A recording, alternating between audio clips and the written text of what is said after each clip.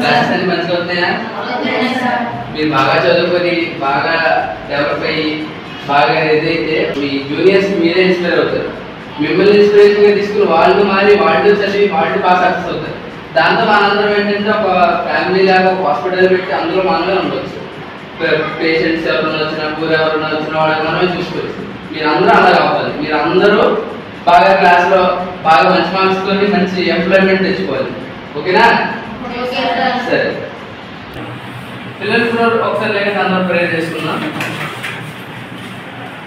మహోన్నతులను అతి ప్రేమ పరిస్థితులను మా ప్రియ పనిలో ఉంటుంది. మీ పరిశుద్ధ పాదములకు వేలాది కోట్ల ఉన్నాము. స్థుతులు స్థుతులు నైనా ఈ జేఎన్ఎం సెక్రటరీ పిల్లలు మీరు చదువుకున్నారు నైనా వీళ్ళందరికీ నైనా మీరే మార్గదర్శనం అయ్యి నైనా ఎలాగైతే మీరు ఇక్కడ చదువుకుంటున్నారో అలాగే నైనా వాళ్ళ ఎగ్జామ్స్లో కూడా ఈ చదివి మనకి గుర్తుపెట్టుకొని నైనా వీళ్ళు ఒక్కటి కూడా మర్చిపోకుండా ప్రతిదీ అటెండ్ చేసిన ప్రతి దాంట్లో మంచిగా పాస్ అయినైనా మంచి ఉత్తీర్ణతలను వెళ్ళేటట్టు మీరు ఎప్పుడు చూపించండి ఆయన.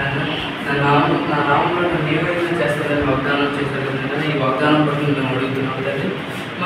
మా ప్రియ పట్ల ఎవరైనా ఇటువంటి పిల్లలని మాకు ఇచ్చినందుకు, ఇటువంటి మంచి పిల్లలు మాకు ఇచ్చినందుకు మీకే కృతజ్ఞతాస్తుతులనైనా ఈ చిన్ని ప్రార్థన వేసే పరిశుద్ధ నామములో అడిగి అడుగుతున్నాము పరమ తండ్రి.